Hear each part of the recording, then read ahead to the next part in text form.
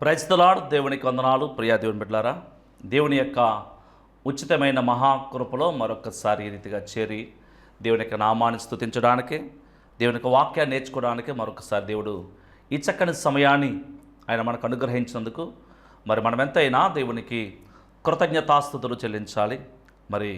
గడిచినటువంటి దినాలలో దేవుని యొక్క వాక్యము మీ మధ్య అందించబడినప్పుడు అనేక మంది బిడ్డలు వాక్యం ద్వారా దీవించబడ్డామని, ఆ వాక్యము తమ యొక్క కుటుంబ జీవితాలకు ఎంతో మేలుకరంగా ఉందని ఎన్నో విషయాలు మాకు తెలియజేసినందుకు మేము సంతోషిస్తున్నాం. ఈ రీతిగా మా కొరకు, మా పరిచర్య కొరకు ప్రార్థించండి. మాది ముక్కాముల పెరవల మండలం. నా పేరు ఓబా చినరాజు. దేవుని పరిచర్య చేస్తూ ఉన్నాను. మీ యొక్క ప్రార్థనా సహకారాలు మాకు అందించాలని ప్రభుపేట మీకు మనవి చేస్తూ ఉన్నాను. ఇక్కడ మరొకసారి వర్డ్ ఆఫ్ ఫెయిత్ కార్యక్రమాన్ని తిరిగి మీకు స్వాగతం పలుకుతున్నాం. అందరూ బాగున్నారు కాబట్టి ప్రార్థన చేసుకుని దేవుని యొక్క సన్నిధిలో వాక్యానికి వెళ్ళిపోదాం. కళ్ళు మూసుకుందాం, ప్రార్థన చేసుకుందాం, ప్రార్థనకి భవిద్దాం. ఈ సమయంలో మీకున్న ప్రతి బలహీనతల కొరకు కానీ, మీకున్న అవసరాలు బట్టి, మీకున్న స్థితిగతులు బట్టి ప్రార్థన చేస్తున్నాను. ఒకవేళ ప్రార్థించేది నేను కానీ కార్యము చేసే శక్తి నాకు లేదు. కార్యము చేయగలిగిన వారు, మీ పరిస్థితులలో మార్పు తీసుకురాగలిగిన వారు దేవాతి దేవుడైన యేసుక్రీస్తు వారు మాత్రమే. కాబట్టి దేవుని ఒకసారి మీరు నేను అందరూ కూడా కలిసి ఏకీభవిద్దాం. దేవునికి వాక్యంలో ఒక వాగ్దానం మనకు ఉంది. క్రీస్తు యేసు మహదైశ్వరము చొప్పున మీ ప్రతి అవసరము తీర్చబడని. మనకి ఏది అవసరమో, ఏది తీర్చబడాలో అది దేవుడు బాగుగా ఎరిగినవారు. కాబట్టి ఈ సమయంలో మనం ప్రార్థన చేసినట్టయితే దేవుడు తప్పకుండా తీరుస్తారు. నాతో పాటు మీరు కూడా ప్రార్థనలు ఏకీభవించండి. దేవునికి విన్నపం చేసుకుందాం. పరిశుద్ధుడైన తండ్రి, మీ ఘనమైన అతి శ్రేష్టమైన నామం బట్టి మీకు వందనాలు, స్తోత్రాలు రాజా. ఈ సమయం ముందు నీ పాదాల చెంత ప్రార్థిస్తున్నాను తండ్రి. నైనా ఈ కార్యక్రమం వీక్షిస్తున్న ప్రతి బిడ్డ కొరకు ప్రార్థిస్తున్నాను తండ్రి. ఎవరైతేనైనా ఏ అవసరాన్ని బట్టి, ఏ ఇబ్బందులు బట్టి, ఏ పరిస్థితిని బట్టి ప్రార్థించమని కోరారు తండ్రి. లేదా ఇప్పుడు వారు ఏ అవసరం బట్టి ప్రార్థనలు ఏకీభవిస్తున్నారో నైనా, శరీరంలో బలహీనత, కుటుంబంలో ఉన్న సమస్య, వ్యక్తిగతమైనటువంటి అవసరాలు, వారికి ఉద్యోగాలు, వ్యాపారాలు, వ్యవసాయాలు, జీవనోపాధులు, పిల్లల భవిష్యత్తులు, స్థితిగతులు, దేనిని బట్టి వారు నలిగిపోతున్నారో, దేనిని బట్టి వారు ప్రయాసపడుతున్నారో, దేనిని బట్టి వారు చింతిస్తున్నారో తండ్రి, ఆ పరిస్థితుల మధ్యలో మీరే ధైర్యాన్ని దయచేయండి, మీరే కృప చూపించండి. ఆ పరిస్థితులను జయించుటకునైనా వారికి శక్తిని ప్రసాదించండి. నా వేళకు పోరాటం నేర్పువాడవు నీవే తండ్రి. అయ్యా, మీరే అట్టి పోరాటం వారికి నేర్పించి ఓడిపోకుండానైనా విజయవంతులుగానైనా వారు నిలబెట్టమని ప్రార్థన చేస్తున్నాను తండ్రి. నీ కృపా కాపుదల సన్నిధినైనా మీరు తోడుండ దయచండి. నీ కృపలో భద్రపరచండి. నీ సన్నిధిని వారికి తోడుండ దయచేయమని ప్రార్థన చేస్తూ ఉన్నాను తండ్రి. నీ వాక్యం ధ్యానించుచుండగా నీ వాక్యం ద్వారా మాతో మాట్లాడండి, మమ్మల్ని బలపరచండి, నీ సహాయము దయచేయమని యేసు పరిశుద్ధ నామం పేరట ప్రార్థించి అడిగి పొంది ఉన్నాం మా పరమ తండ్రి. ఆమేన్. ఈ సమయం ముందు మన దేవుని యొక్క వాక్యాన్ని ధ్యానం చేసుకుందాం. ఈరోజు మనము ధ్యానం చేస్తున్నటువంటి లేఖన భాగము సంఖ్యాకాండము 13వ అధ్యాయము 1వ వచనం నుండి క్రిందకి కొన్ని వచనాలు మనము ధ్యానం చేయబోతూ ఉన్నాం.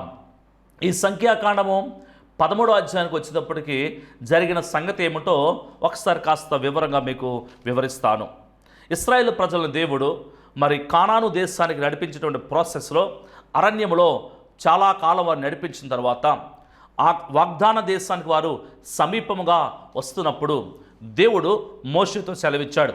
మోషే, ఇశ్రాయేలు ప్రజల యొక్క ఈ 12 గోత్రాల్లోంచి 12 ప్రధానమైన వ్యక్తులను, ముఖ్యులను నీవు తీసుకుని వారిని ఏర్పాటు చేసి వారు ప్రార్థించి అభిషేకించి, నేను వారికి ఇవ్వబోతున్నటువంటి ఆ దేశం యొక్క స్థితిగతులు, భౌగోళిక పరిస్థితులు, అక్కడ రాజకీయ పరిస్థితులు, ఆర్థిక పరిస్థితులు, వాతావరణ పరిస్థితులు ఎలా ఉన్నవి, ఏమిటి అనే విషయాన్ని వారిని చూసి రమ్మని వేగు చూచుటకు వారిని పంపించమని దేవుడు సెలవిచ్చాడు. దేవుడు సెలవిచ్చినటువంటి మాట ప్రకారముగా మోషే 12 మంది గోత్రకర్తలను ఏర్పాటు చేసి వారికి దేవుని యొక్క దర్శనం ఏమిటి, ఏ పని మీద దేవుడు వారిని పంపిస్తున్నాడు, ఏ ఉద్దేశంతో దేవుడు వారిని అక్కడికి పంపిస్తున్నారు, వారు ఏం చేసి ఏమి తెలుసుకుని రావాలి అనేటువంటి దిశానిర్దేశం చేసి వారిని పంపించడం జరిగింది.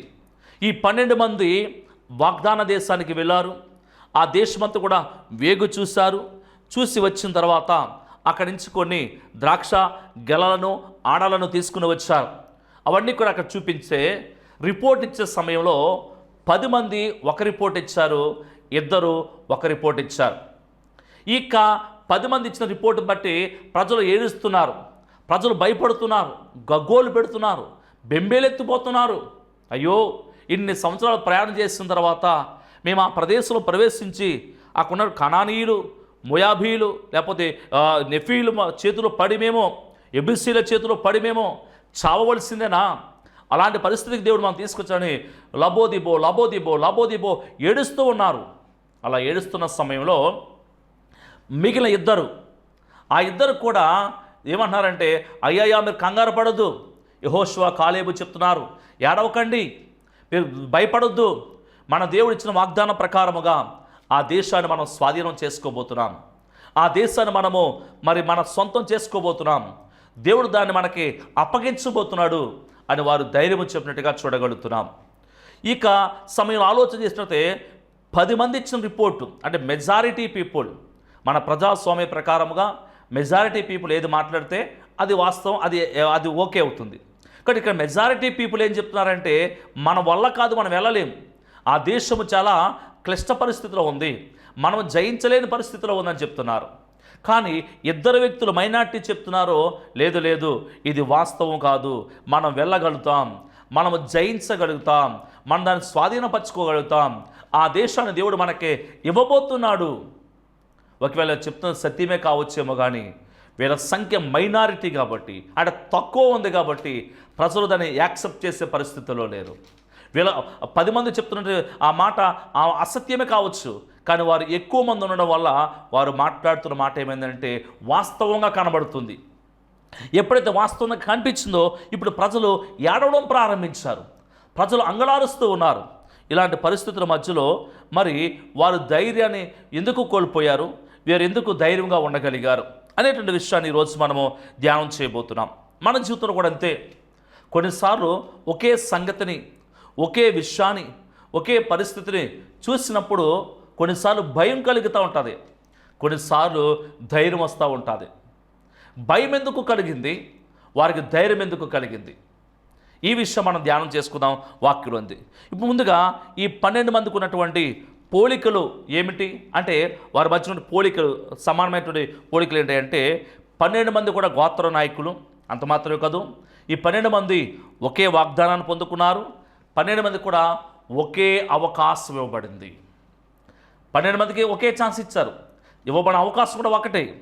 ఇంకెవరేళ్ళు అని ఆలోచన చేసుకున్నట్లయితే ఈ 12 మంది కూడా మరి ఆ దేశానికి పంపడానికి ఎన్నిక చేయబడిన వారు. పోలికలు చూసినట్లయితే అన్నీ సమానమే. ధైర్యం చెప్పే ఇద్దరికి స్పెషల్గా ఏమి ఇవ్వబడలేదు. భయపడిన 10 మందికి మరి కొంచెం ఏదో తక్కువ ఇచ్చింది కూడా ఏమీ లేదు. 12 మంది ఒకే క్వాలిఫికేషన్, 12 మందికి ఒకే బాధ్యత, 12 మందికి ఇచ్చినటువంటి సమయం కూడా ఒకటే.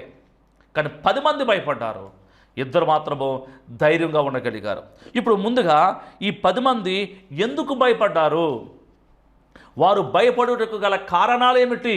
నిజమే, భయము అనేది మన జీవితాలలో చాలా ప్రధానమైన పాత్ర పోషిస్తూ ఉంటుంది. మన మనస్సు కూడా ఎప్పుడు కూడా భయం అనేది ఎప్పుడు వస్తూ ఉంటుంది. మన మనస్సు అంటే పెండ్యులం లాంటిది. అంటే పూర్వం గడియారాల్లో సెకండ్ ముళ్ళు గరిట్లాగా ఉండేది, ఇలా ముందుకి వెనక ఊగుతూ ఉండేది. ఇప్పుడు కూడా వచ్చే గడియారం ఉంటుంది, దాన్ని పెండ్యులం అంటారు. అంటే ఇటు ఫార్వర్డ్ అండ్ బ్యాక్వర్డ్ అవుతుంటుంది, ముందుకి వెనక్కి ఊగుతూ ఉంటుంది. మన మనస్సు కూడా అటువంటిదే. ఈ మనస్సు అంటే ముందుకెళ్తే భవిష్యత్తుకు వచ్చిన ఆలోచన కలగగానే భయం కలుగుతుంది. ఈ మనస్సు వెనక్కి వెళ్తే గతం జ్ఞాపకం వచ్చి దుఃఖం కలుగుతూ ఉంటుంది. ప్రతి వ్యక్తికి భయం నీడు ఆవరిస్తుంది. రేపు ఎలా ఉంటుందో, పరిస్థితులు ఎలా ఉంటాయో, బిడ్డల భవిష్యత్తు ఎలా ఉంటుందో, ఈ కుటుంబం అప్పు ఎలా తీర్చబడుతుందో, ఇల్లు కట్టగలనా లేదా, ఈ వ్యాపారం ముందు కొనసాగించగలమా లేదా, ఈ స్థితిని మేము చేరుకోగలమా లేదా, రేపు వృద్ధాప్యంలో నేను ఎలా ఉంటాను, చదువుకున్న విద్యార్థికి ఎగ్జామ్స్ బట్టి భయం ఉంటుంది, ఇంటర్వ్యూకి వెళ్ళేవానికి జాబ్ వస్తుందో లేదో భయం ఉంటుంది, వివాహం అయిన వారికి కుటుంబ వ్యవస్థ ఎలా ఉంటుంది భయం ఉంటుంది. ఇలా ఎక్కడ చూసినా భయం ఆవరిస్తూనే ఉంది. భయముతోనే మనము మన అనుదిన జీవితాన్ని గడుపుతూ ఉన్నాం, భయంతోనే లేస్తున్నాము, భయంతోనే గడుపుతున్నాము, భయంతోనే పడుకుంటున్నాం. భయం భయం భయం ఎక్కడ చూసి ఇదే తాండవిస్తూ ఉంది అనుదిన జీవితాలలో. ఈ భయాన్ని మనము ఎందుకు పొందుకుంటున్నాం? ఈ 10 మంది కూడా భయపడడానికి గల కారణాలు ఏమిటి అని ఆలోచన చేస్తున్నప్పుడు మనము కొన్ని విషయాలు జ్ఞాపకం చేసుకుందాం. వారు ఎందుకు భయపడ్డారు అంటే, వారంటే దేవుని యొక్క వాగ్దానమును అపార్థం చేసుకున్నారు. ఈ 10 మంది దేనికి భయపడ్డారు అంటే దేవుని వాగ్దానాన్ని అపార్థం చేసుకున్నారు. నిజమే, మనం కూడా వాక్యం వింటాం, వాగ్దానాలు పొందుకుంటూ ఉంటాం, కానీ అది జరుగుతుందో లేదో భయం. దేవునికి ప్రార్థన చేస్తూ ఉంటాం, కార్యం జరుగుతుందా లేదని భయం. ఉపవాసముని ప్రార్థన చేస్తూ ఉంటాం, దేవుడు విన్నాడా లేదని భయం. ఈ భయానికి గల మెయిన్ రీజన్ ఏంటంటే అపార్థం చేసుకోవడం అనమాట అండి. ఎప్పుడైతే మిస్అండర్స్టాండింగ్ ఇది బాగా లీడ్ చేస్తుంది ఈ దినాల్లో. ఈ సొసైటీ మీద, వ్యక్తుల మీద మిస్అండర్స్టాండింగ్ అనేది చాలా బలముగా పనిచేస్తుంది. చూస్తున్న దానిని బట్టి, చూస్తున్న పరిస్థితులు బట్టి, ఆ చూస్తున్న స్థితిని బట్టి మిస్అండర్స్టాండ్ అవుతూ ఉంది.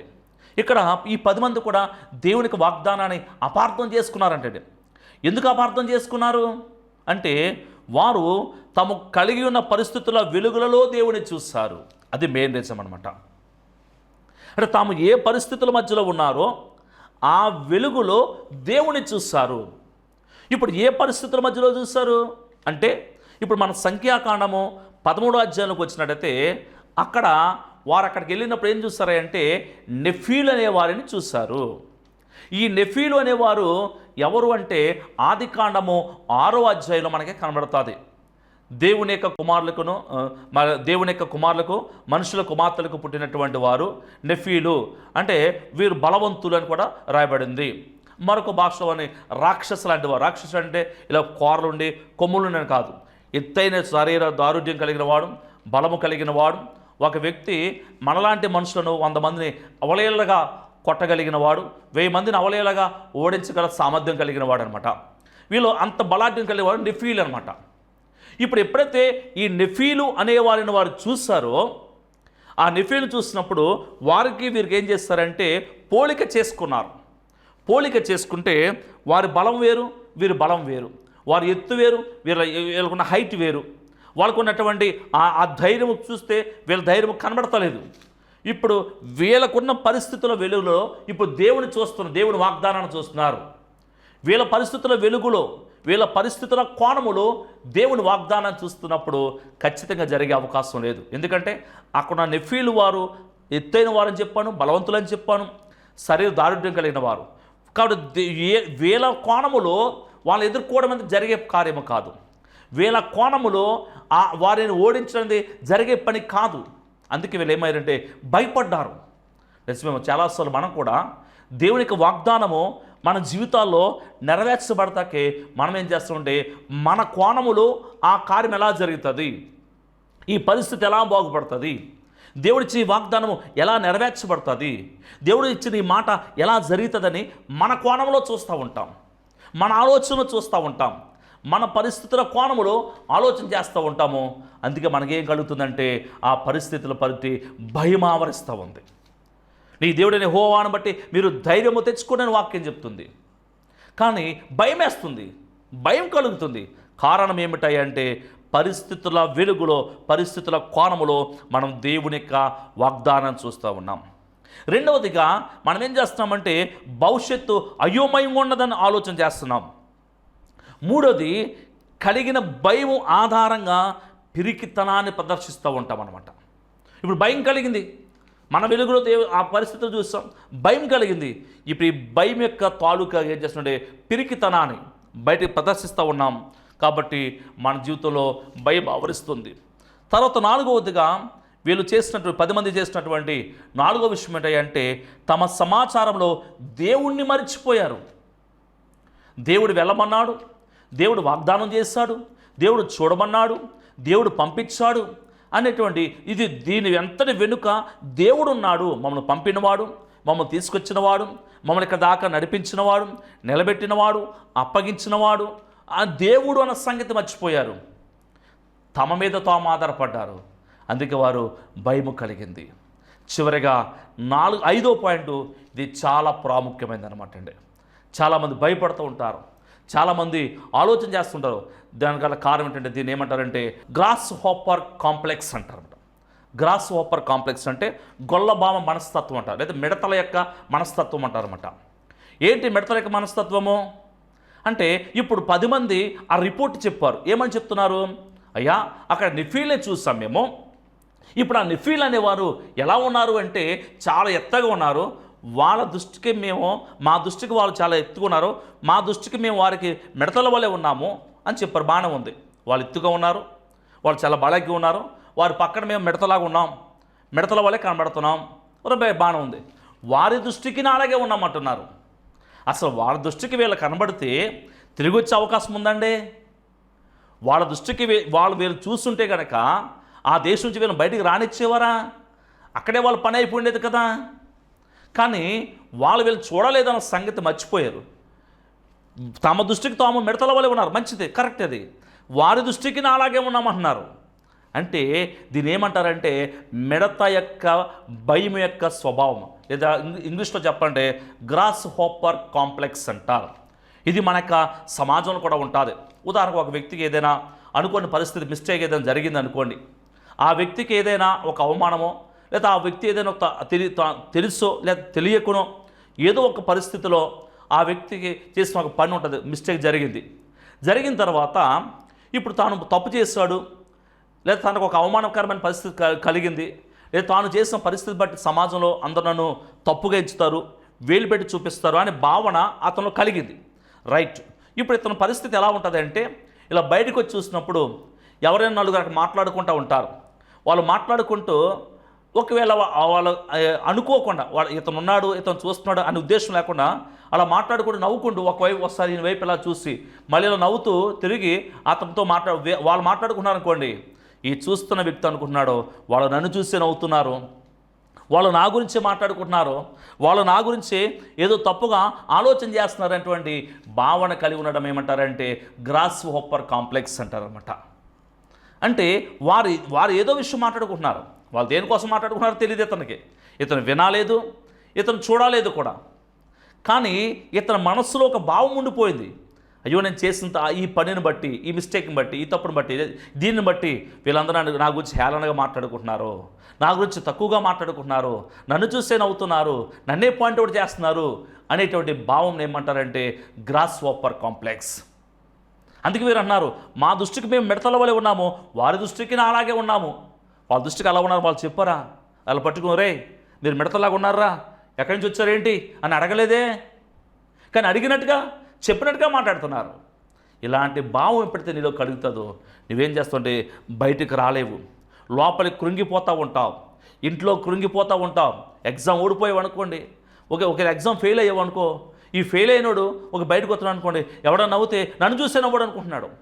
అరే నీ ఎగ్జామ్ ఫెయిల్ అయ్యావని అసలు అది తెలుసో తెలీదు, ఏదైనా జాబ్ ఇంటర్వ్యూ ఫెయిల్ అయ్యావు, కానీ ఆ జాబ్ నీకు రాలేదని సంగతి వాడు తెలిసి హేళన చేశాడు, నువ్వు ఫీల్ అయిపోతూ ఉంటావు. కాబట్టి ఇలాంటి మనస్తత్వం నీలో ఉంటే కనుక ఈ మధ్యాహ్న కాల సమయంలో దాన్ని విడిచిపెడతాం. ఇలాంటి మనస్తత్వం వల్ల ఏమవుతుందంటే భయం కలుగుతుంది. మనం కూడా నేటి దినాలలో భయం ఆవరిస్తుంది. భయం గల కారణం ఏంటంటే మనం కూడా మన పరిస్థితుల వెలుగులో దేవుడిని చూస్తున్నాం, భవిష్యత్తు అయ్యో మేము తలంచుచున్నాం, భయం ఆధారంగా పెరిగితనం ప్రదర్శిస్తున్నాం, మన సమాజంలో మన విషయాల్లో మన జీవితాల్లో దేవుని మర్చిపోతున్నాం. చివరిగా మరి మనం ఏం చేస్తున్నామంటే గొల్లభావ మనస్తత్వం కలిగిన వారుగా, లేదా గ్రాస్ హాపర్ కాంప్లెక్స్ కలిగిన వారుగా జీవించడం బట్టి మన జీవితాల్లో భయాన్ని ఆవరిస్తుంది. ఆ 10 మంది జీవితాల్లో అందుకే భయం అనేది వారికి ఆవరించింది. అయితే నెక్స్ట్ మనకు వచ్చినట్టయితే ఇద్దరు ధైర్యంగా ఉన్నారు. ఈ ప్రజలందరూ గగ్గోలు పడి ఏడుస్తూ ఉన్నారు. అయ్యో ఇంక మన బ్రతికింతేనా, వాళ్ళ చేతులు పడి చచ్చిపోవాలా, ఇన్ని సంవత్సరాలు ప్రయాణం చేసి దాదాపు 35 సంవత్సరాలు పైబడి 40 సంవత్సరాలు అరణ్యంలో యాత్ర చేసి ఎండకు ఎండి వానకు తడిచి పరిస్థితుల మధ్య తారుమారేమే, ఇంత ప్రయాసపడి, ఇంత శ్రమపడి, ఇంత కష్టపడి ఇప్పుడు మనం ఏమైవ్వాలి? చచ్చిపోవడమేనా వాళ్ళ చేతిలో మన జీవితము బానిసమైపోవడమేనా అని లాబోదిబో గగ్గోలు పడేస్తుంటే వాళ్ళను సైలెంట్ చేయడానికి, ఆ ఏడుపు వారు మార్చడానికి కాలేబు యెహోషువకి తల ప్రాణం తోక్కొచ్చినంత పని అయిందంటండి. అంత ప్రయాసపడి వారిని నిమ్మలపరిచి వారు చెప్తున్నారు మీరు భయపడకండి, మన దేవుడైన యెహోవాను బట్టి మనము దాన్ని స్వాధీనం చేసుకుంటాం, మన దేవుడు దానిని స్వాధీనపరచుటకు శక్తి కలిగినవాడు అని ప్రజలకు ధైర్యము చెప్తున్నట్టుగా చూడగలుగుతున్నాం. ప్రజలను ధైర్యపరిచినట్టుగా చూడగలుగుతున్నాం. దేవుని బిడ్డలారా, వీరిద్దరికీ ఇంతటి ధైర్యం ఎలా వచ్చిందండి? 10 మంది భయపడితే ఇద్దరు ధైర్యంగా ఎలా ఉండగలిగారు? 10 మంది భయపడుతున్నప్పుడు ఇద్దరు ధైర్యంగా మాట్లాడితే ఎవడైనా ఏమంటారంటే దాన్ని ఒప్పుకోరు. వీడు చాలా మూర్ఖంగా మాట్లాడుతున్నాడు, వీడు వాస్తవాన్ని దాచిపెడుతున్నాడు అన్నట్టుగానే మాట్లాడతారు. కానీ ఈ యొక్క ఇద్దరు కూడా ధైర్యంగా ఉండడానికి గల కారణం ఏమిటో కొన్ని విషయాలు మనం నేర్చుకుని మన దేవుని యొక్క సన్నిధిలో ప్రార్థన మన ముందుకి కొనసాగుదామండి. వీళ్ళ ధైర్యం గల కారణం ఏంటంటే వీరు దేవుని మనస్సును అర్థం చేసుకున్నవారు. హల్లెలూయా. వీళ్ళకి అప్పగించబడిన బాధ్యతలో, ఆ పనిలో వారికి ఎందుకు దేవుడు అప్పగించాడు, ఆ పనిని దేవుడు ఎందుకు ఇచ్చాడు అనే విషయంలో వారు దేవుని మనస్సును అర్థం చేసుకున్నారు. నిజమే, నా మాటలు వింటున్నా దేవుని బిడ్డలారా, దేవునికి అప్పగించిన కుటుంబంలో వెనుక దేవుని ఉద్దేశం ఏమిటో ఆలోచించు. నీకు ఇవ్వబడినటువంటి ఆ భయం కలిగే ఆ పరిస్థితుల మధ్యలో దేవుని మనస్సు ఏంటో అర్థం చేసుకో. నీకు ఇవ్వబడిన సేవా పరిచర్యలో నీకు ఆటంకాలు ఎదురుతున్నప్పుడు, నెఫీ లాంటి వారు ఎదురవుతున్నప్పుడు ఇంక ఇది నా వల్ల కాదు అని భయపడొద్దు. దాని వెనుక దేవుని యొక్క మనస్సు ఏమిటి, దేవుని యొక్క ఉద్దేశం ఏమిటి, దేవుని యొక్క తలంపు ఏమిటి అని మనము అర్థం చేసుకోగలిగితే ఇంకా ఈ నెఫీ లాంటి వ్యక్తులు తారసపడినప్పుడు నువ్వు భయపడవో, లేకపోతే గ్రాస్ ఓపర్ కాంప్లెక్స్ లాంటి పరిస్థితి నీకు రాదు. నువ్వేం చేస్తావంటే ధైర్యముగా అడుగును ముందుకు వేయగలుగుతావు. చూస్తే ఇద్దరికి దేవుడే బలవంతంగా కనిపించాడు. వాళ్ళకేమో వాళ్ళ దృష్టికి వీళ్ళు మెడతలా కనపడితే, ఈ ఇద్దరికి కాలేబు యెహోషువ వాళ్ళకి దేవుని దృష్టిలో ఈ నెఫీలు మెడతల్లా కనిపించారంటండి. వీళ్ళ మెడతల్లా చూస్తున్నారు. అరే నెఫీలు అంతటో లేదు దేవుడి ముందు, నా పాద పెట్టమన్నాడు. ఒక అడిగేసి చెప్పుల మీద మన కాలు చెప్పు కింద చేపను తొక్కినట్టుగా, ఒక పురుగును తొక్కి నలిపినట్టుగా కనిపించారు. అందుకే వాళ్ళు ఏం చేశారంటే ధైర్యంగా వెళ్ళి వారు అంటున్నారు మనం స్వాధీనపరచుకోవచ్చు అని విశ్వసించారు. విశ్వాసం ద్వారా నాటబడిన ధైర్యాన్ని చూపించారు. వాళ్ళు భయం ద్వారా నాటబడిన పిరికితనాన్ని చూపిస్తే వీళ్ళు విశ్వాసం ద్వారా నాటబడిన ధైర్యాన్ని చూపించారు. వీరు తమ సమాచారంలో దేవుణ్ణి కలుపుకున్నారు, దేవునితో కలిసి చూశారు, దేవునితో వారుకున్న సంబంధంతో వారు ముందుకు కొనసాగలిగారు. ఇక్కడ నీ జీవితంలో కూడా ఈ నెఫీలు అనే వారు నీకు ఎదురవుతున్నప్పుడు, నీ టార్గెట్ నువ్వు రీచ్ అవ్వాలనుకున్నప్పుడు, నీ పరిస్థితులను నువ్వు రీచ్ అయ్యేటప్పుడు, నెఫీలు నీకు ఎదురవుతున్నప్పుడు నువ్వు కూడా ఏం చేస్తావంటే దేవుని వెలుగులో ఆ పరిస్థితిని చూడు. నీకున్నటువంటి ఆర్థిక పరిస్థితి దేవుని వెలుగులో చూడు, నీకున్న కుటుంబ పరిస్థితి దేవుని వెలుగులో చూడు, నీకున్న ఇబ్బంది దేవుని వెలుగులో చూడు. దేవుని వెలుగులో చూసినప్పుడు ఆ పరిస్థితి చాలా మైనర్గా కనబడుతుంది, చాలా మైనర్గా కనబడుతుంది. మానవ వెలుగులో చూస్తే మేజర్గా కనబడుతుంది. ఇప్పుడు దేవుని వెలుగులో చూస్తున్నావా, మనుషు వెలుగులో చూస్తున్నావా? దేవుని వెలుగులో చూసినటువంటి యెహోషువ కాలేబులు ధైర్యం చెప్పారు, కంగారు పడదని చెప్పారు. వారు నిమ్మలపరిచి ఇప్పుడు వారు ఏం చేస్తారంటే ఆ వాగ్దానం కోసం వారిని ముందుకు నడిపించారు. అందుకని ఆ ఇద్దరు మాత్రమే ఆ వాగ్దాన భూమిని వారు స్వాధీనపరచుకోగలిగారు. అక్కడి నుంచి వచ్చిన వారందరూ అరణ్యంలో వారు అక్కడికి తమ కాలం ముగిసినప్పటికీ యెహోషువ కాలేబులు మాత్రమే ఆ యోర్దాను నది దాటగలిగారు. ఆవలి ఉంటున్న వాగ్దాన భూమిని వారు స్వాధీనపరచుకోగలిగారు. నీవు కూడా నీకు వాగ్దానం స్వాధీనపరచుకోవాలంటే నీ కోణంలో పరిస్థితిని చూడొద్దు, దేవుని కోణంలో పరిస్థితిని చూడు. కళ్ళు మూసుకుందాం, ప్రార్థన చేసుకుందాం. చాలాసార్లు నీ జీవితంలో కూడా ఇలాంటి పరిస్థితి నీకుంటా ఉంది. గ్రాస్ ఓపర్ కాంప్లెక్స్ లాంటిది నీకు కలుగుతూ ఉంటుంది. అయ్యో నా గురించి అందరూ మాట్లాడుకుంటున్నారేమో, నా గురించి అందరూ చిన్నగా చూస్తున్నారేమో, అందరూ నన్ను చిన్న చూపు చూస్తున్నారేమో, అందరూ నన్ను చూసి నవ్వుతున్నారేమో, అందరూ నన్ను చూసే మాట్లాడుకుంటున్నారేమో, ఎవరు ఏం చేస్తున్నా జస్ట్ బై మిస్టేక్ వారు నన్ను చూసినా కూడా కావాలనే చూసి నన్ను ఇలాగ తక్కువగా మాట్లాడుకుంటున్నారేమో అనేటువంటి నీకు నీవే కృషించిపోతున్నటువంటి, నిన్ను నీవే తక్కువ అంచనా వేసుకుంటున్నటువంటి, నీవే వారైతే డిగ్రేడ్ చేసుకుంటున్నటువంటి పరిస్థితి నీకుంటే కనుక ఈ మధ్యాహ్న కాల సమయం దాన్ని విడిచిపెట్టి దేవుని అడుగు, తండ్రి నాకు ధైర్యము దయచేయి ప్రభా. అలా ప్రార్థన చేస్తే దేవుడు ఖచ్చితంగా మరి ధైర్యాన్ని ఇస్తాడు. ఎందుకంటే తిమోతి రాసిన పత్రిక అంటున్నాడు, దేవుడు మనకి పెరిగితనం కలిగిన ఆత్మనివ్వలేదు కానీ ఇంద్రియ నిగ్రహం గల ఆత్మనైనా మనకి ఇచ్చి ఉన్నాడు. కాబట్టి నీ ఇంద్రియ నిగ్రహం గల ఆత్మ నీకు కావాలంటే, ఆ పెరిగితనం పోవాలంటే దేవుని ఆత్మ సహాయాన్ని కోరుకుందాం. పరిశుద్ధాత్మ తండ్రి, నాకున్న ఈ పరిస్థితుల కోణం, నా పరిస్థితులలో లేకపోతే నా కోణంలో పరిస్థితులు చూస్తూ నాకు భయం కలుగుతుంది, పిరికితనం కలుగుతుంది. నీ కోణంలో పరిస్థితులు చూడగల అట్టి ఆత్మచేతను నింపు ప్రభువా. అంటే నీ ఆత్మ సహాయం నాకు దయచండి, నీ ఆత్మ నడిపింపు నాకు అనుగ్రహించండి, నీ ఆత్మ ద్వారా నన్ను బలపరచండి ప్రభు అని నాతో పాటు కలిసి చిన్న ప్రార్థన కూడా చేయగలిగితే దేవుడి మధ్యాహ్న కాల సమయమందు, దేవుడి సమయమందు నేను బలపరుస్తున్నాడు. దేవుడి సమయమందు తన ఆత్మ సహాయానికి అనుగ్రహిస్తాడు. అప్పుడు పిరికితనం విడిచిపెట్టి, అధైర్యాన్ని విడిచిపెట్టి, నీలో ఉన్నటువంటి ఆ గ్రాస్ ఓపర్ కాంప్లెక్స్ తనాన్ని విడిచిపెట్టి నువ్వు బయటికి రాగలుగుతావు, స్వాధీనం చేసుకోగలుగుతావు, పొందుకోగలుగుతావు, విజయాన్ని చూడగలుగుతావు. ప్రార్థన చేసుకుందాం. పరిశుద్ధుడానికి కొందనాలు, స్తోత్రాలు ప్రభా. ఈ సమయమందు ప్రభా మరొకసారి నీ వాక్యం ద్వారా మాతో మాట్లాడిన విధానం బట్టి కొందనాలు, స్తోత్రాలు తండ్రి. నిజమేనాయన 12 మందికి ఒకే బాధ్యత అప్పగించబడినా, ఒకే దర్శనం ఇవ్వబడినా, ఒకే సమయం ఇవ్వబడినా 10 మంది భయపడగల కారణాలేంటో చూస్తాం. 2 ధైర్యాన్ని ప్రదర్శించడం గల కారణాలేంటో కూడా మేము గమనించగలిగాం తండ్రి. మా జీవితంలో కూడా నాయన ధైర్యాన్ని ప్రదర్శించాలంటే కాలేబు యెహోషువల వలె ప్రభా అయ్యా, నీ కోణంలో మేము పరిస్థితులు చూసినటువంటి అట్టి నడిపింపులోకి, అటు అనుభవంలోకి బిడ్డల మీరు నడిపించడం తండ్రి. తమ తామేనైనా ఎవరేమనుకుంటున్నారు, ఏమవుతుందో ఏమిటో అని తమకు తామేనైనా కుమిలిపోతూ ఒంటరితనం అనుభవిస్తున్న వారు నాయన ఆ పిరికితనాన్ని విడిచిపెట్టి ధైర్యంగా ముందుకు వచ్చి వాగ్దానం స్వాధీనం చేసుకోగల ఇంద్రియ నిగ్రహం గల ఆత్మను వారికి అనుగ్రహించమని ప్రార్థన చేస్తాం తండ్రి. నీ బిడ్డలను జ్ఞాపకం చేసుకోం ప్రభా. ప్రతి పరిస్థితి నుంచి విడుదల కలిగించండి, ప్రతి స్థితి నుంచి విమోచన కలిగించండి, నూతన కార్యాలతో నింపండి, నూతన మేలులతో నింపండి ప్రభా. బలపరచండి, కార్యాలతో నింపండి తండ్రి. ఈ బిడ్డ ప్రతి వాక్యం ఉంటే ప్రతి బిడ్డను ప్రభా మీకు భద్రపరచమని సన్నిధిలో పెట్టుకుంటున్నాను తండ్రి. అట్టి సహాయం దయచండి. ఇంకెవరికి ఏ లోపం ఉన్నప్పటికీ, ఏ లోటు ఉన్నప్పటికీ, ఏ ఇబ్బంది ఉన్నప్పటికీ యేసు నామములో విడుదల కలుగుని కాకుండా ప్రార్థిస్తుంది. యేసుక్రీస్తు అధికారము కలిగి నామలో నీ బిడ్డల మీద పెత్తనం చేస్తున్న ప్రతి పిరికాత్మను యేసు నామములో విరగొడుతున్నాము తండ్రి. మీరే ధైర్యంతో నింపండి, కృప దయచేయండి తండ్రి. అట్టి సహాయాన్ని మీరు అనుగ్రహిస్తుంది కొందరాలు. ఈ యొక్క కార్యక్రమం ద్వారా ప్రభా అనేక మందినైనా ఈ వాక్యం ద్వారా బలపరచబడి కృప చూపించమని, ఇంకా మీరు అభివృద్ధి కలిగించమని, దీనిని నన్ను కూడా జ్ఞాపకం చేసుకుని నీ పరిచయను బలముగా వాడుకోమని యేసు పరిశుద్ధ నామం పేరట ప్రార్థించి అడిగి పొంది ఉన్నామా పరమ తండ్రి.